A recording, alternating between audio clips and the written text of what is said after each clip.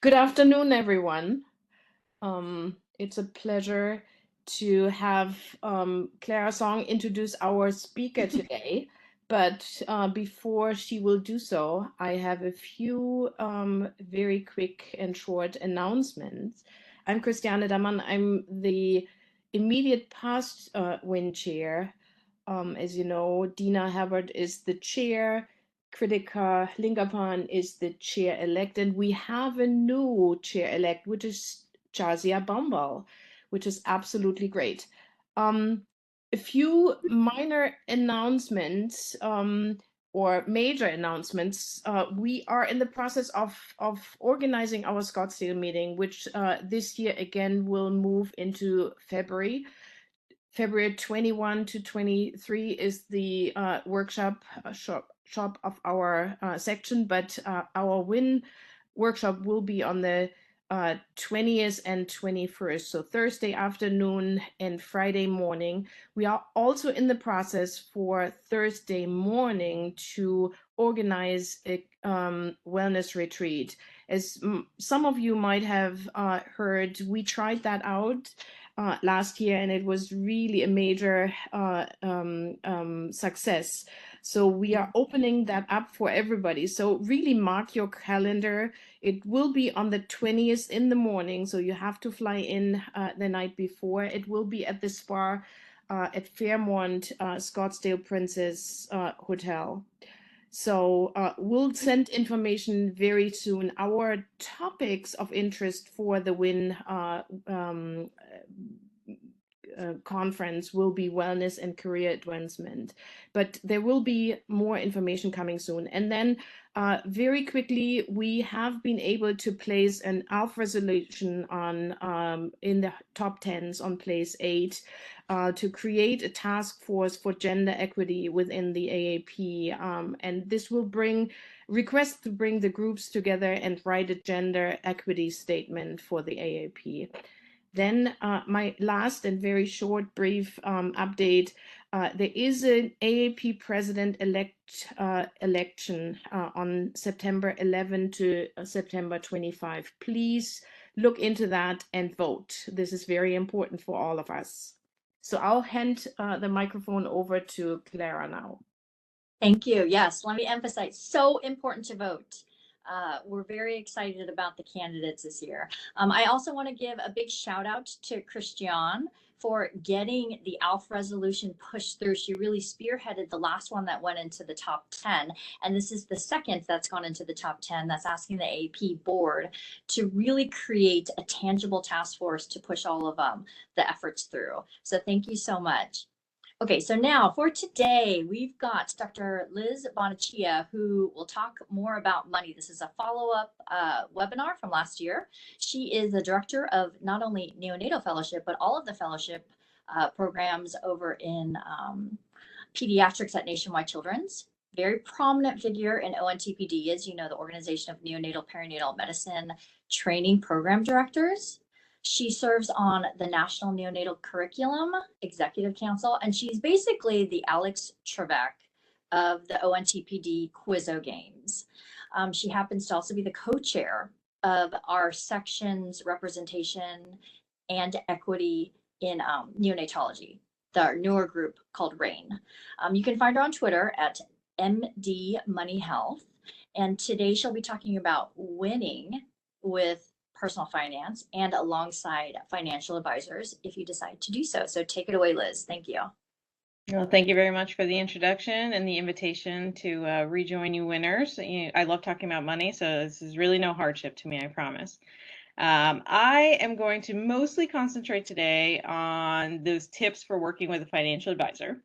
But in my recurrent sessions around money, I get asked very similar questions about some of these key numbers. What are things I should be monitoring? What are some very basic principles of money that I should understand? So I put together a little primer at the beginning. Thank you for everyone who sent in questions. I'll weave several of them into the conversation, and then those that didn't really fit thematically, I'll try to get to at the end. I am watching the chat, so if any questions are popping up while I talk, please feel free to jump in. So let's get started. So while I adore talking about money, I understand it does not necessarily come naturally to all of you. we are recording today's session. So while you are welcome to put information into the chat by name, if there's anything that you want to communicate to me privately so that the question is asked, I am happy to do so. I'm not going to announce anyone's name attached to any questions. And you'll have my contact information, so please feel free to reach out after the session as well. So just as a few quick disclosures, I am a certified neonatologist and pediatrician. I am not a certified financial professional. No one is paying for me to be here. I do not sell any financial products, and I'm not going to recommend any specific companies or products to you. There is no conflict of interest. I'm just excited for y'all to have a very healthy relationship with money, and I want that for all of our WIN community. And then the last thing I will warn you / disclose is that you're all brilliant humans, and that you are very capable about learning anything in the financial realm. So please, if this is something that normally feels very overwhelming to you, just settle in, review the recording as many times as you need, send me the emails, and I promise this will get more comfortable with time and repetition. So first, basic numbers. I promised in the announcement there would be no math. I've done any such math that needs to occur during the session. However, in my suggestions for things you should be monitoring, there may be a little touch of math. So might have lied slightly. So here are the main numbers that I want to go over in this first primer session. We're going to talk about your savings rate. Did I remember to hit share? Nobody is guiding me here, team. I'm just rolling. I was just going to say, yeah, we don't see the shared slides. See, that's what I get for being, you know, the supposed tech aficionado of the ONTPD who spearheaded virtual recruiting. I almost fooled myself here. It's WebEx. I'm not used to it. Well, if I can ever find my chat again, I will do that. But otherwise, y'all just help me out here. So main numbers I'm going to go. Savings rate, net worth, your goal retirement savings or your nest egg or your number. How do you begin to arrive at that conclusion? What is a safe withdrawal rate and how does that help you arrive at your number? We'll talk about the concept of the rule of 72 very briefly. And then we'll talk a little bit about asset allocation. There are other sessions I give where we really get into the meat of how you invest in different types of accounts like IRAs, workplace accounts like 403Bs or 401Ks, and how you then decide which stocks, bonds, index funds, target date retirement funds, et cetera, you select. So that's outside the scope of today's talk, but just a little bit about asset allocation. And then a potpourri of questions I get asked that have to do with personal finance numbers. So number one, savings rate. This is possibly the most important number that you should be aware of and you should track throughout your working life. And really, it's just the ratio of how much you are saving relative to what you make. You can get all complicated and nerdy about this, but we're just going to simplify it and we're going to talk about post-tax or your take-home pay. So if you're a starting neonatologist in a lovely state like Ohio that has state income tax, you might be taking home something around $150,000. So if you're able to save $30,000 of that, you have a savings rate of 20%. Okay, so this is a number that you should be tracking and following over time. When you're early in your career, savings is going to be hard to come by, right? You have higher childcare expenses, you have student loans. So sometimes I'll describe this as the concept of working dollars. How many dollars are not going towards spending necessarily? They're going towards saving, paying off debt, and transient expenses. Okay, so if you hear 20%, you're like, you've lost me already. There's no way I can save 20%. I get that. Okay. The savings rate is defining two of your critical outcomes that are important to your financial independence. Okay. The amount that you're able to save relative to what you make, therefore also defines how much you are not spending on other things versus how much you are spending on things. So that total amount that you have gotten used to spending is going to very highly inform how much you want to spend when you retire. Yes, some expenses will go away. Some of those, club soccer fees and your college savings, those go away, but hopefully you replace it with other wonderful things like more lavish vacations. So your spending throughout your earning career is actually pretty reflective of your spending in at least the early phases of retirement. Okay? So when you have a high savings rate, you are used to living off a lot less than you make. Also, the higher your numerator, the more you're saving every year, the faster you're getting to the finish line. Okay? So it's doing double duty here. All right. financial independence, you've probably heard that term thrown around, or FI, or the FIRE community, which is financial independence, retire early, that part's optional, is really the concept of when you don't need to work for money. If you work because you enjoy it, wonderful, but you no longer need to work to be able to sustain your current and your future life. If you are to play around in the FIRE community, you go on some of their calculators and their web pages, including ones that I like Think or the FI, just be advised that a lot of those calculators are based on the notion that your accounts are actually already spitting out interest every year equivalent to how much you spent. So when they say you are now financially independent, what they mean is you never even need to touch your principal or your nest egg. Just the interest alone supports all of your expenses. So that type of calculator is going to give you a very conservative answer. So I just want to disclose that beforehand because I will show you some examples.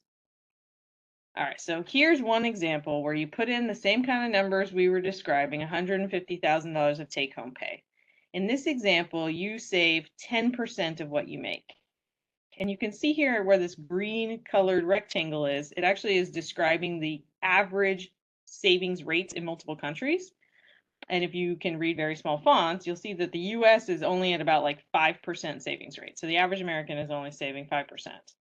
So if you can do double as well as the average American, you're still saving 10%. And at even this conservative assessment, you would have to work for 51 years. And that's probably a lot longer than most of us are excited about working after a long medical school residency and fellowship training. If you were to double up on that savings rate, you can see now you take a 51-year career and you can be financially independent in 37 years, even with this conservative assessment, if you can save 20%. Well, what if you were an Uber saver and you were saving a third of everything you make? Well, now this is the community that's able to get to this retirement at 55, right? So 25-year working career.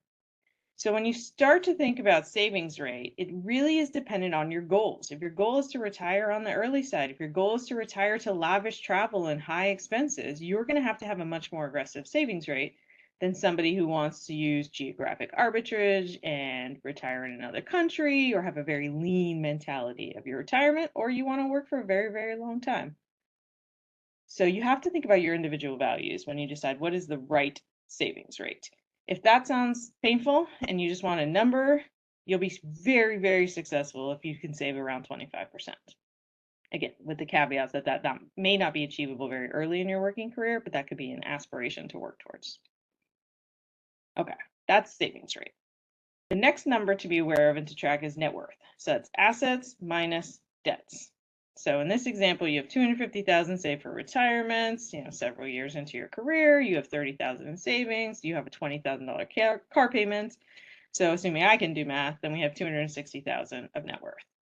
If you were a trainee or a new graduate, you probably have a negative net worth, and it might be negative a whole lot. So your goal right now is the pursuit of worthlessness. To get to zero would be a huge win.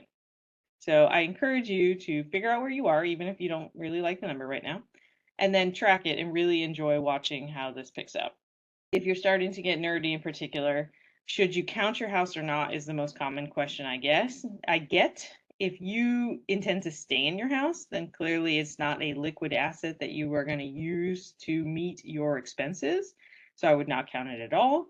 If you would downsize to a substantially cheaper residence, then you may consider counting part or even all of it into your net worth. I actually just track them both separately, just for fun. Okay.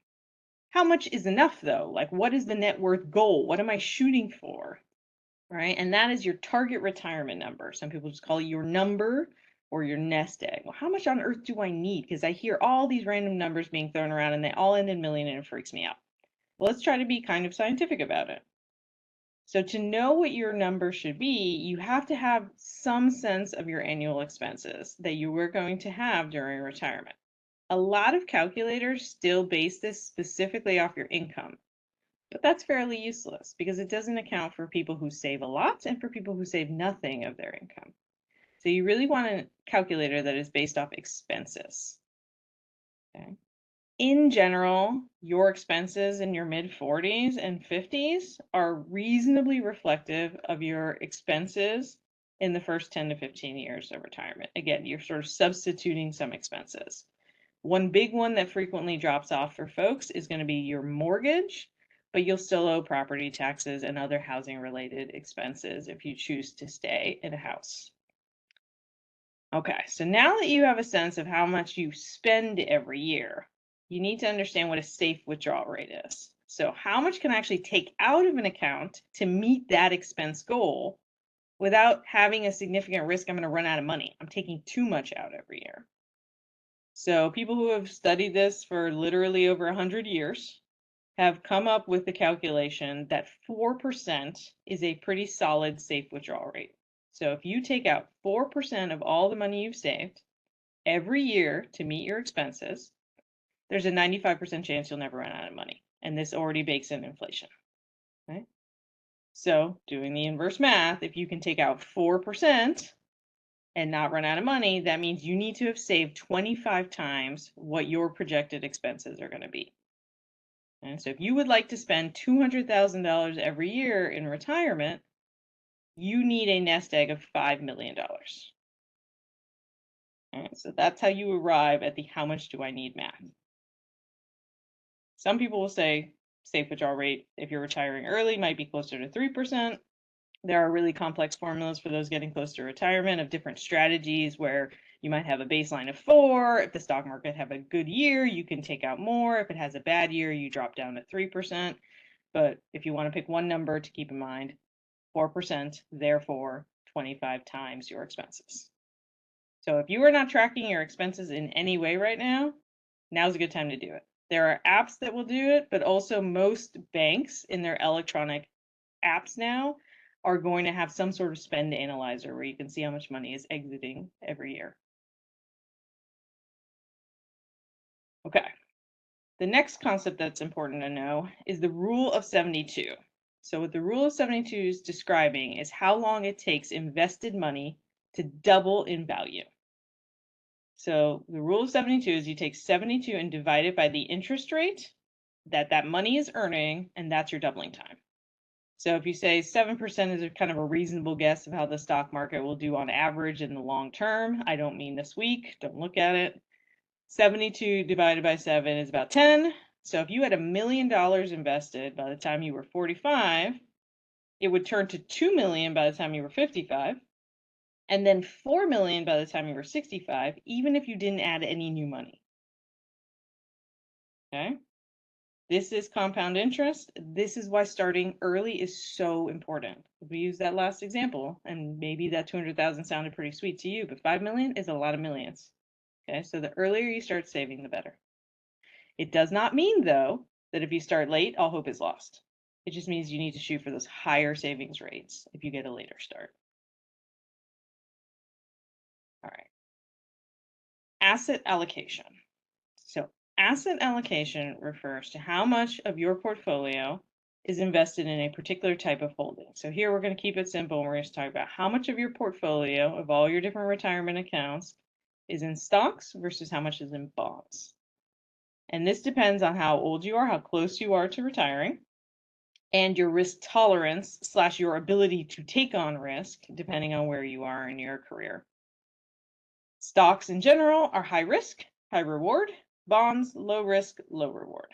So you want to take on more risk and therefore have more growth opportunity the younger you are, and then you want your account to become more conservative in asset allocation as you get older. So simple rule of thumb to keep in mind is 120 minus age is the percent of your portfolio that should be in stocks, and the remainder bonds. So if you're 40, 80% stock, 20% bonds is a solid asset allocation. 60-year-old, 60-40 is a better spot to be. And then you can flex this a little bit up or down depending on your individual risk tolerance. Now, one thing, this is an aside to today's primary conversation, but I see this all the time, is that is your overall asset allocation. That does not mean that if you have an IRA, your spouse has an IRA, you have a 403B, they have a 401k, that every single account needs to be 80-20 or 60-40. Okay? There's a better spot for certain funds in your entire portfolio. So bonds should be locked away in your traditional 401ks, 403Bs, and 457s, whereas things like your Roth IRAs or your taxable accounts should be stock heavy. This is a simplification, but that's a good rule of thumb. Okay, so think about your age, think about your risk tolerance, and understand what your asset allocation should be, and then go figure out what you're actually investing in and how close or not those are to aligning. Okay, questions so far on the big six?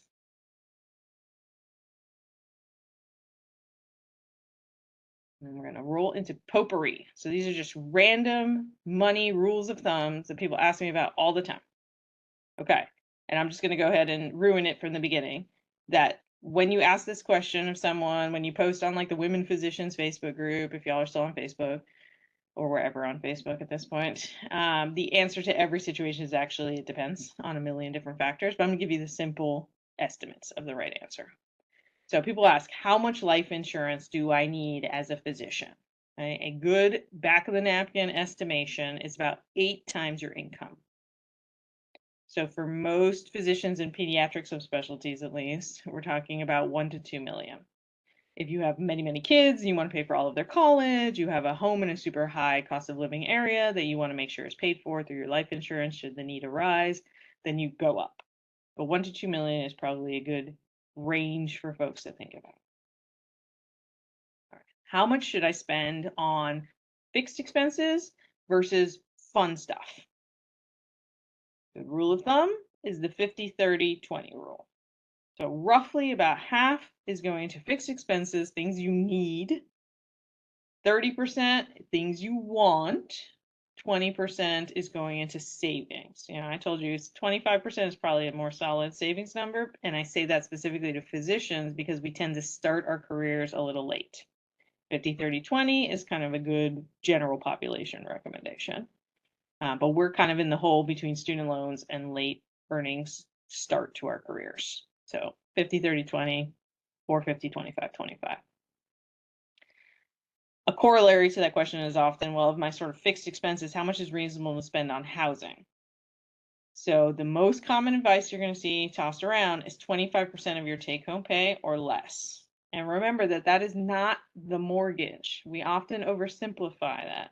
That's the mortgage, the insurance, the property tax, the furniture, the things that break all the time, the extra cost of your umbrella, that renovation you want to do. So there's all these phantom costs that go into housing that people don't consider.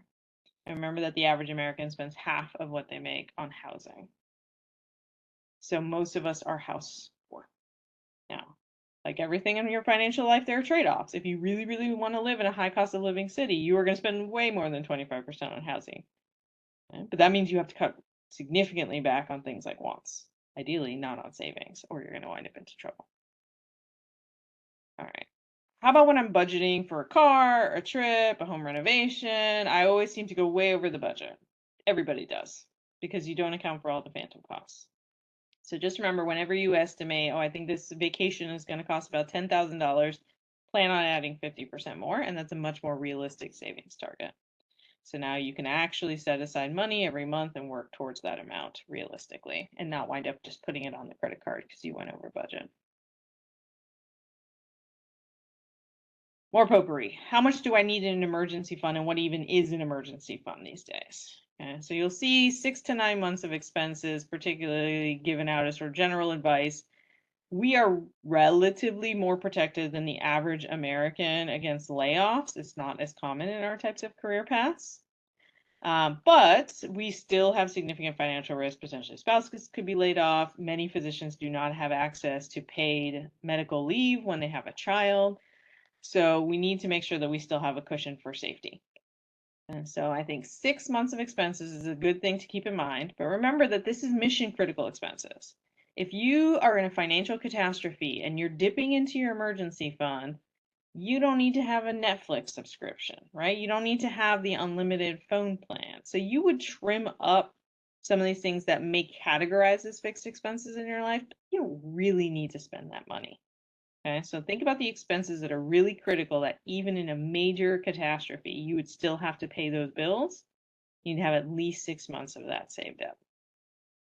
Remember that particularly when you're early in your career, this needn't and probably shouldn't all be just sitting in a routine savings account. First, right now, high yield savings accounts are actually earning a lot of interest, relatively speaking. So that's a much better place for money to be parked right now. But when you're early in your career, a Roth IRA technically can double as an emergency fund. I say technically because ideally you would never withdraw from a Roth IRA, but because that money has been taxed, it can be withdrawn penalty free in the case of an emergency, at least what you contributed, not the growth. The other reason I say technically is if your Roth IRA is invested and it's invested heavily in stocks, as it probably ought to be early in your career, it's not as stable an emergency fund, right? At the time of an emergency, you might have a big downturn in the market and you have a lot less money in there than you thought you did. Okay? But early in your career, you can have some safe money, some Roth IRA money, and you can have a laddered emergency fund. And you don't have to get there all in the first year of your career.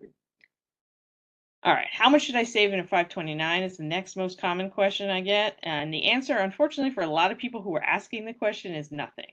And that sounds really brutal, and I swear I love kids. You know, we are in pediatrics after all. But at the end of the day, you can borrow for a child's education, and almost all of us experience that for ourselves. But you cannot borrow to support your retirement, and you are doing your child no favors if they have to support you financially in retirement because you didn't save enough. So you have to lock up your core financial priorities, make sure you're well insured, make sure your loans are getting paid off, make sure you're out of credit card debt before you start thinking about 529. But assuming you are in good shape, your financial house is in order, you want to use a 529, and then how much should you be putting in it totally depends on your goals. Some people are going to say, I want to pay for a 4-year public university 100%. Go to the calculator, it will spit out how much you need to save every month, depending on how old your child is. Other people want to be able to pay for undergrad at private college as well as graduate school for all of their children. Clearly, you're going to get a different answer from the calculator. And then some people want to do cost sharing with the kid. I'll pay for 2 years, they pay for 4, or I'll pay for undergrad, they pay for grad. So this is, of all the questions that we've posed so far, one of the more individualized ones. Okay, but remember, the answer is 0 until you're doing everything else that you need to be doing. All right. What should you be tracking or thinking about? You don't have to start all of this from scratch. You don't have to do all of this every month, but these are some of the main numbers that you should have a feel for. Early in your earning career, you're probably looking at them more frequently. And then as things start to set in your financial life and you're kind of in the cruise control mode, stop paying attention to it from a day-to-day basis. Okay, but you should have an idea what your take-home pay is. A shocking number of people have no idea how much they make. And I will actually self-own that since we started getting paid for per diem call, I've lost complete thread of how much I'm taking home. Okay, you need to have a sense how much you're actually spending because that is going to inform how much you need to be saving. Okay? You need to be tracking your savings rate. If you're at goal, awesome. You just continue on current mode. If you're not at goal yet, you need to think about, okay, when this student loan gets paid off, or when this daycare bill goes away, then I can start to escalate my savings rate. All right, track your net worth. Like I said, this one's actually pretty fun to watch it go from negative to positive. And then track where you are in terms of your emergency fund current balance and what is your goal that you're trying to work towards. Remember that when you start spending a lot more money, you need to have a bigger emergency fund.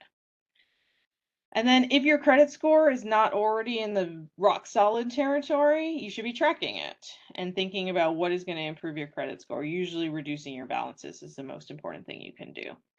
Everyone, regardless of your credit score, needs to be getting annual credit reports. You can get a free one from each bureau every year. So if you stagger them, you check 3 times a year, make sure nobody's scamming you. Very smart move in you keeping your financial house in order. And then keep track of what you are contributing to each of your retirement accounts and how they're invested, and make sure that that overall portfolio allocation is on track for your goals and your risk tolerance.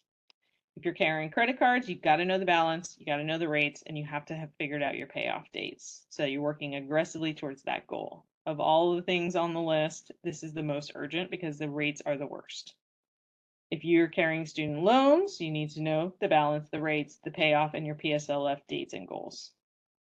And if you have a mortgage balance, especially if you have a variable rate, you need to keep very close tabs on rates and the timelines for those rates to be changing. Hopefully we're entering a phase here where rates are going to start to improve. And then this is just a really random pet peeve. People love getting a tax refund, but remember that a tax refund of substantial amount just means you let the government borrow your money interest-free all year. So be aware of how much you're getting in a tax refund. And if you are getting a large tax refund, and large, more than 1,000 for sure, then you need to adjust your withholding unless that was a fluky year. Okay, so these are things for you to keep tabs on. All right, I'm going to stop here, see what questions we have, and then I'm going to transition to talking about financial advisors. Now that I can actually see my screen again, let's see what questions we have. All right, ooh, there's one that's real spicy. I'll jump into this. I love this question about outliving your expenses. And then the opposite is actually an equally important problem. So I don't know if anybody's heard of this book, Die with Zero. So what happens if you're way over saving? So the majority of people at this point that are in the high earner, high professional group are tending more towards over saving than outliving saved expenses.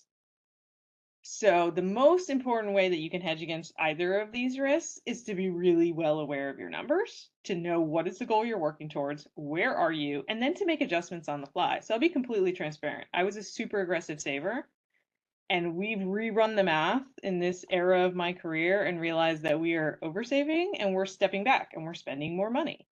So you have to keep recalibrating depending on how the market's been performing, how you've been invested, and how aggressively you've been saving, and make those adjustments. But in general, yes, until very recently, people kept living longer and longer. But in the post-COVID era, we're actually seeing the opposite is the case now. So there are some things called Monte Carlo simulators that you can run a number of scenarios against your portfolio, and it will tell you what % likelihood you are of running out, what % likelihood are you of having above your goal excess, and then everything in between. So those are kind of cool simulators. Do I dislike auto selections? I like auto selections much better if they are not cash. So some accounts will auto select you into like a cash only equivalent, and those suck and they drive me crazy, and it happens to trainees in particular all the time, which is why you have to log in and know where you are. If you were just starting out and you were talking about a workplace account or an IRA, target age-based portfolios, life cycles, retirement date funds, those are great choices for set it and forget it. They're not the exact most fee efficient, but they're really solid. So you would not go wrong by picking something simple like that. Is vacation a want or a need? Hey, I think it's a need, but the scale of the vacation is probably a want. So the difference between maybe going on a cruise once a year and 3 vacations that are all first class flights, clearly that's where we get into the needs, but I don't know. I definitely am getting into want and need on vacation here. And if you have small children, getting them their own room is probably a need and not a want. How much in umbrella insurance? So umbrella insurance, if anyone is unfamiliar, thank you for asking because I love this product and most people haven't heard of it, is basically additional personal liability above and beyond your auto, homeowners, renters. And that product is very cheap compared to other insurances, and it protects you against rare but catastrophic events. So if you get sued for millions of dollars because somebody gets hurt on your property, for example. So umbrella is usually measured in millions. 1 to 3 is the most common. Some people will say you should have your net worth in umbrella. I think that's crummy advice, number one, because at high net worths, it's excessive. More importantly, at low net worths, it tricks you into thinking umbrella is not important. And the reason why it's so important is even if you are broke, if you are found liable in a personal liability judgment, they can garnish your wages for as long as they need to make up how much you owe. So even trainees need umbrella insurance. And obviously using net worth at that point makes no sense. So for most physicians, 1 to 3 million. Go on the high side if you have a very high liability situation, like if you have a massive pool or ATVs or something, or you have a boatload of teen drivers in your house, you might want to go up. All right, let's pop over to financial advisors, but I will keep trying to address as many questions as we go along here at the end. You guys seeing financial advisor? Signs of life? Yay, nay? All right, sign of life. You're good. You're good. All right. Of course, I animated that slide for no reason. It's driving me crazy. All right, so we're going to talk about a basic mental paradigm for understanding what makes a good advisor and what makes a bad advisor. And then we'll talk a little bit about, do you need an advisor? So just for context, about half of docs report that they use an advisor and an additional 15% say they plan to, they just haven't gotten to it yet. And not surprisingly, the older you get, the more likely you are to engage with a financial advisor. You may or may not be surprised to know that women physicians are more likely than male physicians to engage with an advisor. Most docs are actually approached in medical school by financial advisors, but receive no core education in physician finance or finance in general, so you really have no idea if the advice they're giving you is any good. And sad but true, teachers are more likely to become millionaires than doctors, which tells you a little bit about how we manage our money. So when you think about financial professionals, the first question is, what type of service are you even looking for? And financial advisors as a basket term can cover any ton of different kinds of services. It's not a single license or degree or service. And as you can imagine, like in medicine, you probably don't want your cardiologist giving you advice about your ACL. So there are financial advisors that are good at specific tasks, but may not be particularly expert in other things that are really important to you. The most common responsibilities, if you kind of zoom out, are going to be planning. So helping you develop a written plan that addresses student loans and other debts, saving for retirement, how much you need, which accounts to use, what to invest in those specific accounts. They may go beyond advice and actually execute some of these maneuvers for you, or they may be purely giving you advice, depending on what type of relationship you engage with a financial advisor in. Some of them are going to be particularly expert in helping you getting your money out at retirement, right? So maybe the planning stage isn't where you had your most need, but figuring out how to tax efficiently and legally take your money out is something you might seek advice. There was one question, I use it as an example, though it is a bit obscure, of a mistake that somebody could make if they weren't aware that when you are getting close to retirement, you will eventually qualify for things like Social Security, and you'll qualify for Medicare Part B, so to help you get your prescription drugs and other costs covered. They will look back at how much you made the 2 years before you retire. So if you make your normal salary or even reduce salary because you're cruising into retirement by going part-time, but then you sell a whole ton of investments to buy a retirement home, guess what? You're going to look like you made a ton of money. You're going to pay a boatload in Medicare Part B. So there's these little tips and tricks and strategies that become more important as you near retirement. And then the last huge bucket for financial advisors and professionals is that they sell products, right? They might be selling you insurance, like whole life insurance. They might be selling you annuities, or they may be selling you actively managed investments. How do you go about finding an advisor? Trust me, they will try to find you first. So almost all physicians use a financial advisor that was either somebody who reached out to them during medical school or residency, maybe sponsored a dinner or a talk. The next biggest category is a family friend, a relative, a college roommate, and less common is a referral from another professional or from a physician that, this is a person that engages with physician finance and they're good at what they do. So most people, it's like, my family has a guy.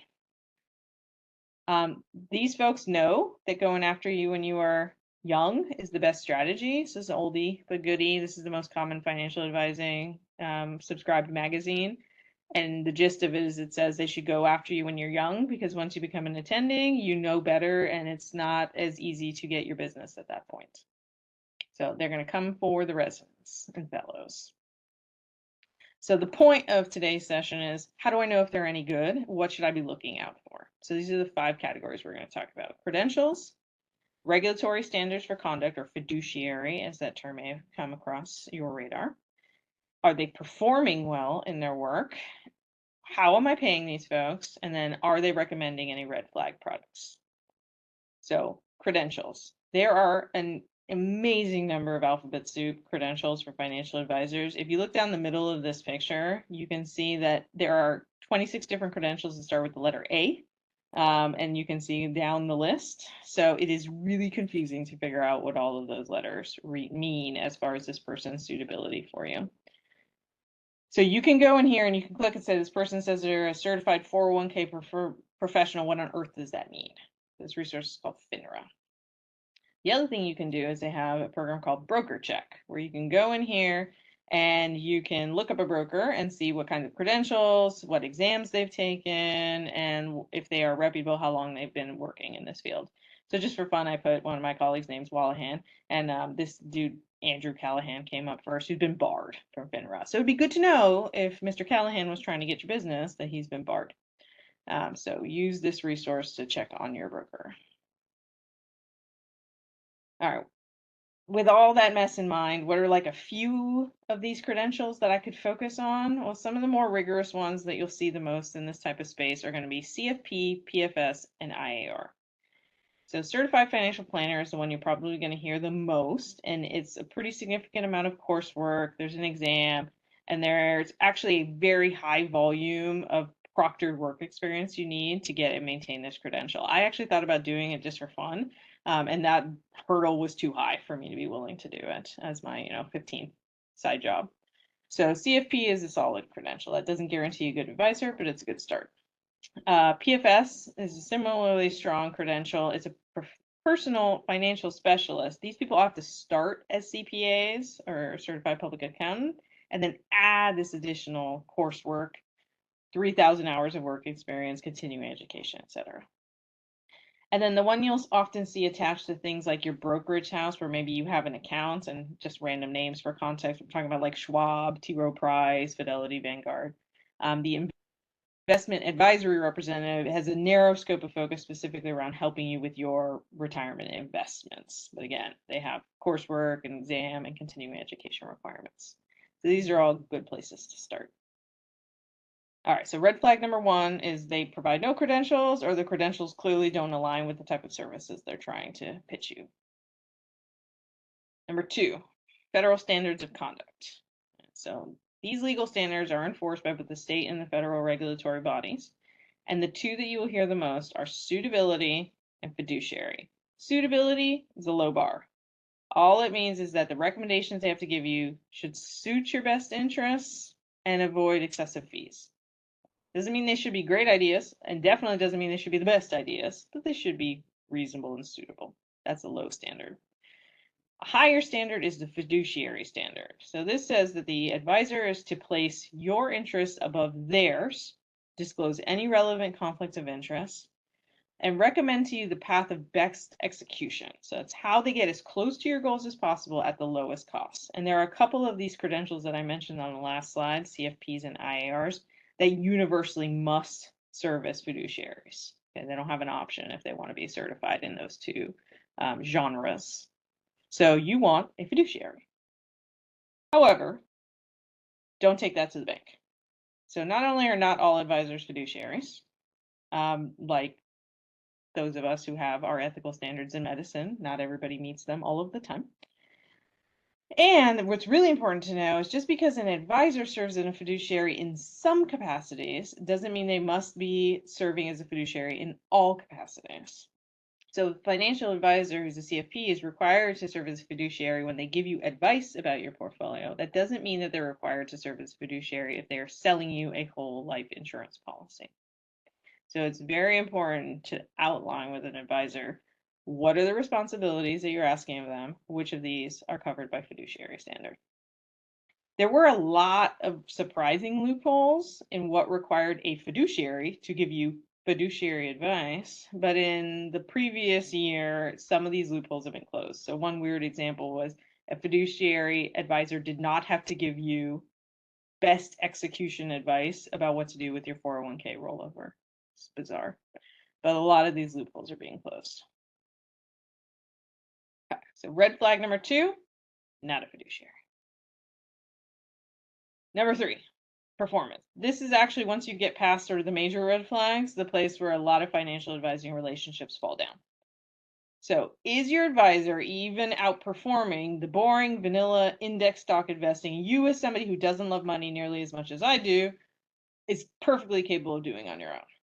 Now, to be able to answer that question, if you already are interacting with a financial professional, you actually have to know a little bit about money, and that's where we get stuck. So it's kind of like when you call a consult and it comes back and you're like, I don't know what language that person was speaking. I have no idea what they're talking about. You can't tell if it's good advice you want to execute, if it's overly complex, poorly explained, or way out of your wheelhouse. So I already mentioned these concepts of money basics in the last talk, so you have a little bit of background. But for example, if you did your calculation, you said I should be in an 80-20 portfolio because of my age and my risk tolerance, and you look at your statement and you realize your advisor has you in like 30% stocks, 70% bonds, clearly your performance is not going to meet your needs. Okay? Even if the asset allocation aligns with where you should be and where you were told the plan is to be, does their specific allocation of funds that they picked for you actually meet the bare minimum boring vanilla index stock performance for a portfolio like that? So you need to ask them to provide you with benchmarks. So how does my portfolio compare to a portfolio that is 80-20 of index stocks, for example? Or you need to check them yourself. And that's actually easy to do. So if you do your math and you say, I'm supposed to be in an 80-20 portfolio, you can literally Google performance of an 80-20 portfolio in 2023. And it will tell you that if you were in a 2023 80-20 portfolio, you should have made 18% return because it was on a tear. Okay? So if you look at your statement, it's like, oh, your funds are up 6%. And your advisor's like, yeah, awesome, it's up 6%. And you're like, bro, where's my 12% that's missing? Then that is not good performance. Similarly, if you were in an all stock fund, you could Google something like the S&P 500, and you can see that in 2023, it made 24%. So if you were all in stocks, but they're cherry picking random stocks and trading them all the time, and your returns are way less than 24%, then you have not been in a successful advising relationship. Okay. Remember that 90% of actively managed investment funds, which is most what advisors are going to do that are actually actively investing, buying and selling funds for you, are going to perform worse than passive index funds. So unless you have landed the advisor with the skill set of Warren Buffett, you are probably not going to perform well in this situation. And why is it so bad? They are not much more educated in their guesswork than we would be. But more importantly, the returns are massively eroded by very high fees in actively managed funds. So there's all different kinds of fees that you're going to incur. And because they make commissions on trades, they're incentivized to make more transactions. So it adds up. So in this example, the difference between a 0.2% fee that you would get for a typical index fund and a 1% fee that is common in an actively managed fund over the course of your career is $500,000. And that's just lost to the advising company's fee transaction apparatus. And that is totally separate from what you're actually paying officially for the financial advising. That's just the fee difference. Okay, so subpar returns, red flag. And when you're prospectively talking to somebody, ask for examples of similar portfolios to what they would recommend for you and what their returns have been in the last 3 years. All right, payment is where everybody gets really depressed. So ask how your advisor currently, or if you have a prospective advisor, are going to be compensated. There's 2 major models. Assets under management, where you pay percent of the total amount of money that you have invested with them, or a flat fee or fee only. So this is more like a lawyer, where you pay X amount per session, X amount per year, or X amount per hour for the advice that they're giving you. Okay. We talked about the fees and the commissions. This is separate. Okay. And then remember that anytime you have a product sale like an insurance, they generate a massive commission already. So this is just for the advice portion. So quick jump in the chat.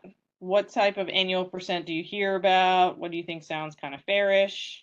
If you don't want to do this, you're willing to pay people. I pay people to mow my lawn and stuff too. What kind of numbers are we seeing?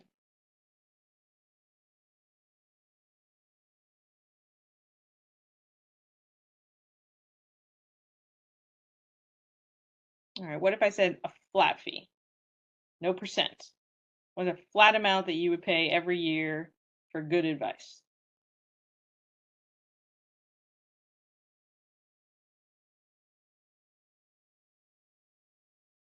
All right, well, let's break it down. Here's the math, because a lot of people think about that. Like, I actually kind of want to pay more. And assets under management, in the sense that I really, really want them to want my account to grow, because then they're going to make more money and we have a shared interest. Unfortunately, it's not exactly how it works. So in assets under management, if you pay 1%, that means that 28% of all of the lifetime returns go into your advisor's pocket, which would be fine if they were incentivized to get you killer returns, but I already told you they actually tend to underperform index stocks. So you're earning less and more than a quarter of it stays with them. If you have a 2% fee, which is definitely not unheard of, half of your lifetime earnings actually go to your advisor directly. And sometimes they'll try to scam you because they think we don't know how to do math. And they'll say it's 0.25% per quarter, which is 1%. So how does this actually break down? Well, if you have 100,000 invested early in your career, they make $1,000 a year off you. That doesn't sound entirely unreasonable. But once you get to $1 million, which should happen for all of us, ideally in your 40s, $10,000 a year they make off of you. What if you have 3 million? Well, now it's $30,000 a year. And even then, our brains are not good at wrapping our heads around this because you're like, I have $3 million. I don't really care that they made 30. But let's compare it to what you get paid right now. So if you have an assets under management advisor and they have 30 clients and they make each of those clients, they're managing $1 million. They make 1%. That means they make more than you do. And the truth is that even the average advisor has 96 clients that they spend 3 hours per year working on each of their portfolios. So they make 3 times what you make in 300 hours, not days, hours. Still sound fair?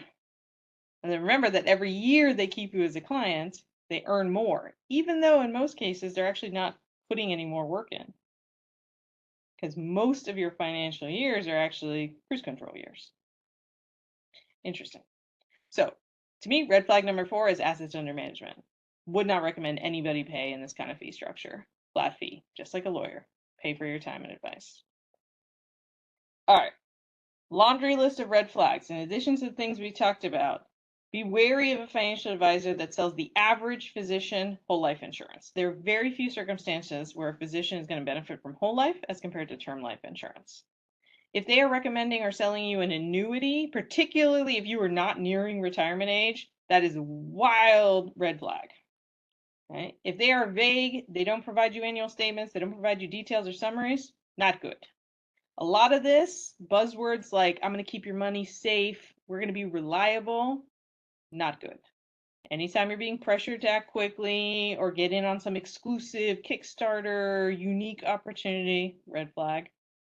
Anybody who panics when you ask about how they are paid, if you're like, hey, can you remind me what the fee structure is, how much you've made off me this year, and they start to panic, not good.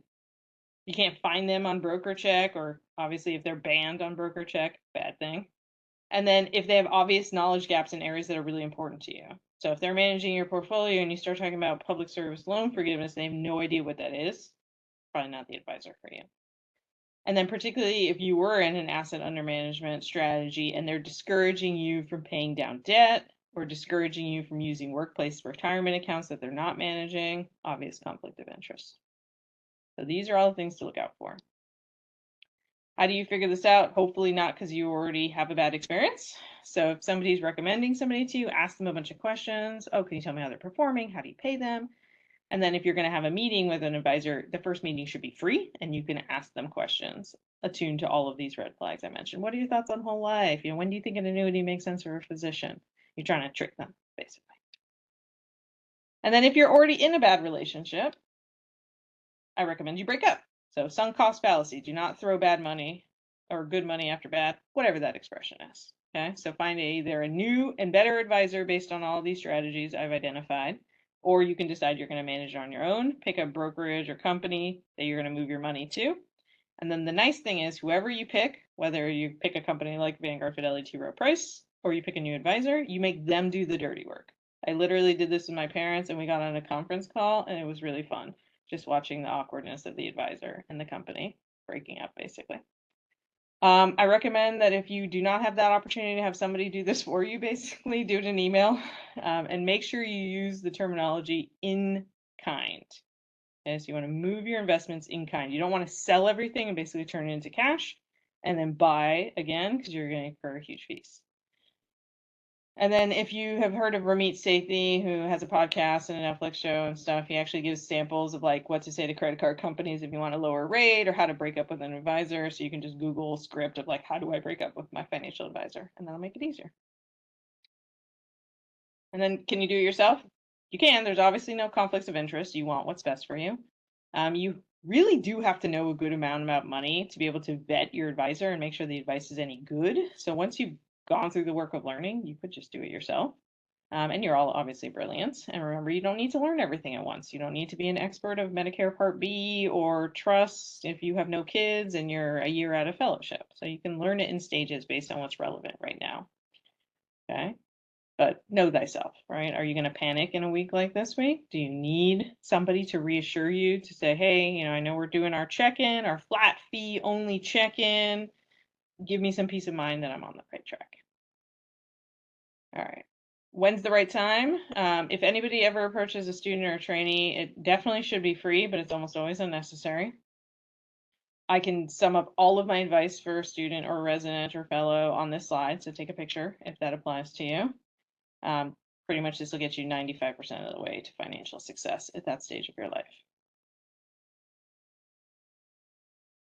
And then otherwise, the main times that you want to talk to that flat fee advisor are key transitions. So when you're starting out at faculty, you want to set up your plan. After you've had a major financial change, like all your student loans are gone and you have money to redeploy, you have kids, you want to set up a trust and you want some advice of how to do that. When you're starting a business or you're coming into a significant inheritance, and in the run up to retirement, I think is actually one of the most useful times to do it. And if there were some major catastrophic legislative changes that affect retirement savings, that could make sense too. So those are some of the main times to look into it. And then my final words. Outsourcing finances is not the same as outsourcing housekeeping or lawn maintenance. I would say it's more similar to like outsourcing your parenting values. Okay. This stuff is hugely important, and just set it and forget it in someone else's hands is not a good strategy. Okay. So you'll be more powerful the more you learn about money and the more control you take. And then just remember that money decisions are not all math, as much as I love math. They are very psychological, and they often involve trade-offs, and those are value judgments. So what's important to you? What's important to you as a family? What is your rich life? All right, I'm going to stop there. I do want to point out it's 3:59, but I will stay on and hit as many questions as humanly possible until somebody throws me out of here. Sound good? All right, no one's stopping me. I'm just going to questions. All right. So our financial advisors cautioned against paying off mortgage early for the sake of taxes. Okay, double-edged sword here. Okay, so the first question you have to ask is, how is it important to you to pay off your mortgage? In general, especially for anyone who got a mortgage before the rates really kicked up, paying off a mortgage is a low yield financial prospect, meaning that money is much better served to you in the market if you have a mortgage at 2.5% and you could earn 7 or 8% in the stock market. So the other point of it is that, yes, you get a little tax break on your mortgage. And also, because of inflation, while your mortgage payment stays the same, the value of those dollars tends to decrease over time.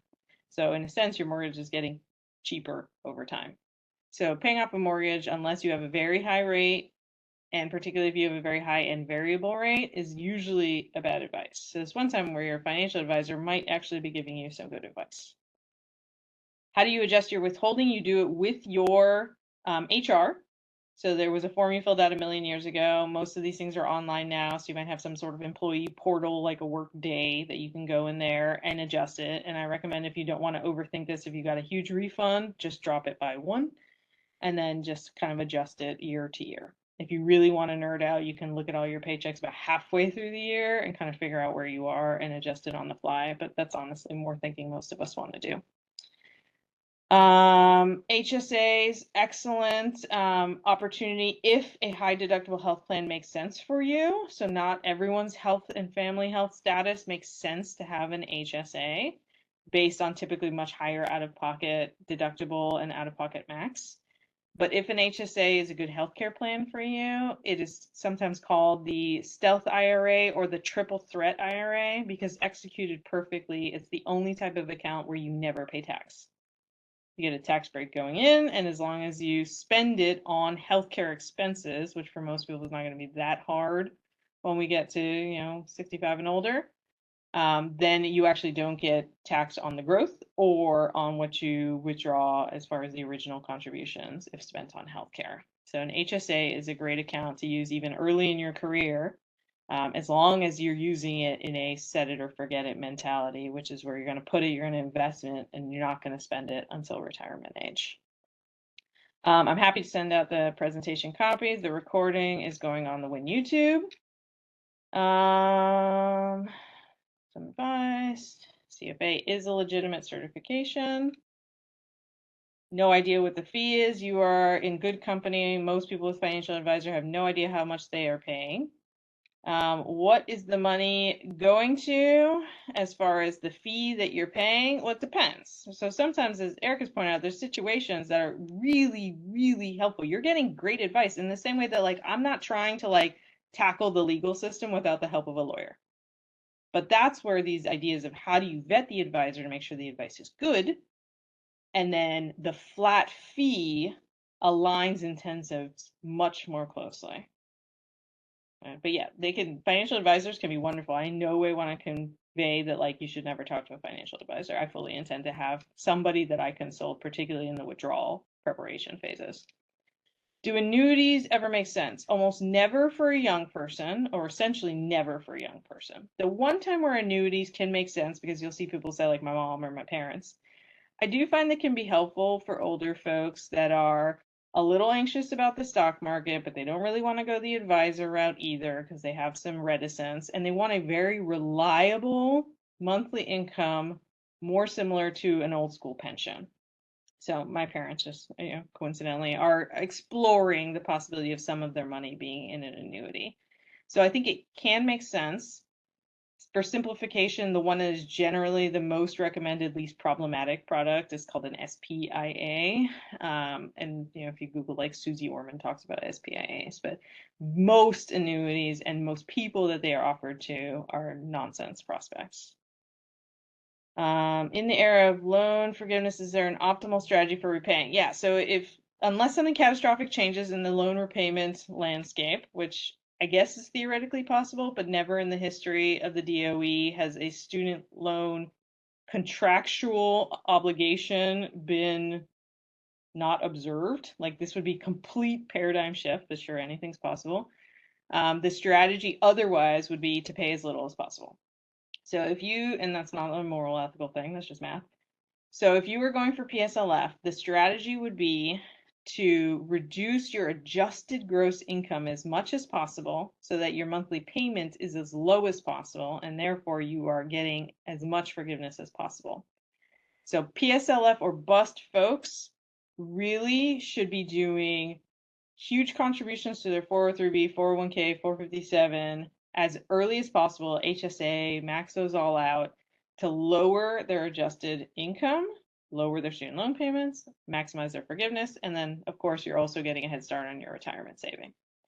People who are not going to qualify for PSLF should be the pay as fast as you can, where if there's opportunities when the interest rates go down to refinance to better rates, you're just going to try to annihilate those loans, even if it means that your retirement savings rate is low in the short run.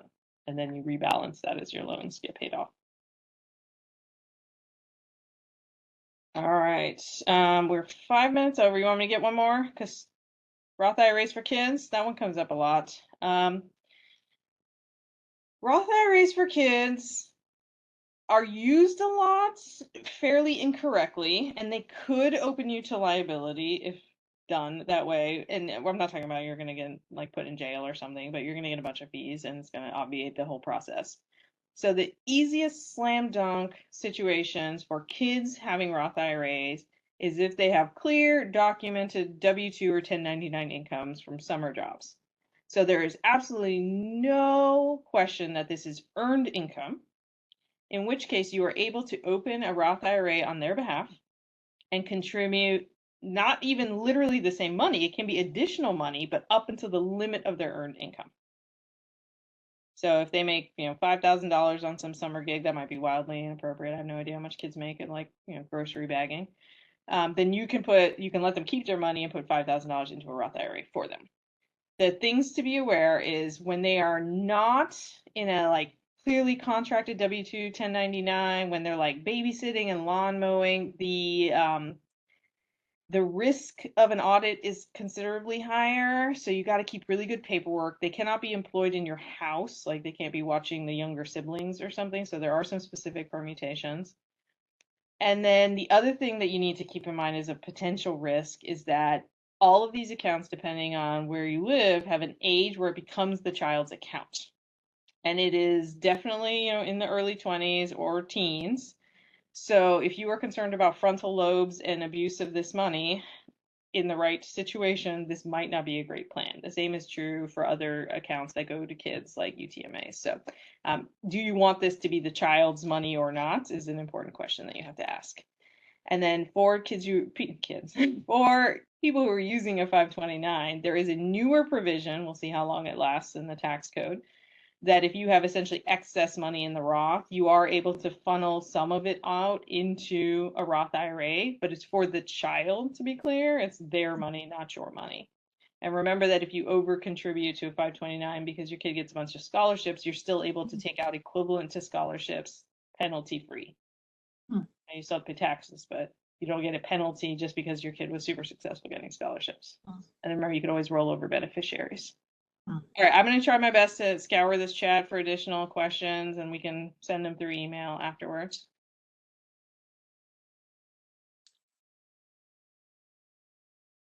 All right, well, if you permit me one more question, where do I like to learn about money? So there's several good resources that I will drop in the chat. And remember, you just take it a bit at a time. So one of my favorite resources is actually a wiki, basically. It's called the Boggleheads Wiki, and I'll spell that in the chat for anybody who's looking. And that is exactly what it sounds like. So if you're like, what on earth is a backdoor Roth IRA? You just type that in and you can read an article about that and it'll take you to links for other resources. Similarly, NerdWallet has a lot of good primers on basic financial concepts.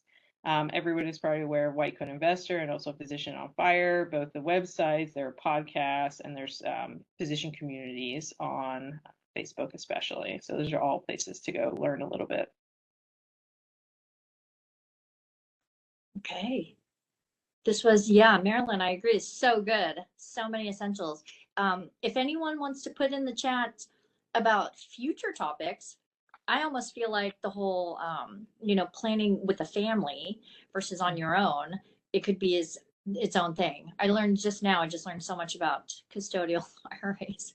Yeah. I'm not worried about trust. That comes up, but we didn't get to the trust question, but I think that's another major consideration. Oh, yeah. And then there's also options like, what if you have a child that has special needs? There's a whole different angle of your financial considerations to provide support for a child with special needs for typically much longer than you would for a kid who did not. Oh dear. Yeah, that's lots more to talk about. So if you'd like Liz to come back for a part 3, please let us know what we should talk about and give us some suggestions, because it sounds like we just hit the tip of the iceberg here. So I want to say thank you so much to Liz Bonachea and to our WIN panelists for helping out, and Caitlin too. Thank you so much, Caitlin. Again, any other questions, we will do our best to post the recording to the WIN YouTube as soon as possible. But let us know what else you want to hear about. And thank you so much, Liz. We really, really appreciate your time. Yeah, happy to do it and happy to have a part 3. Take care, everybody. Happy summer. Happy summer. Happy summer. Thank you, Liz.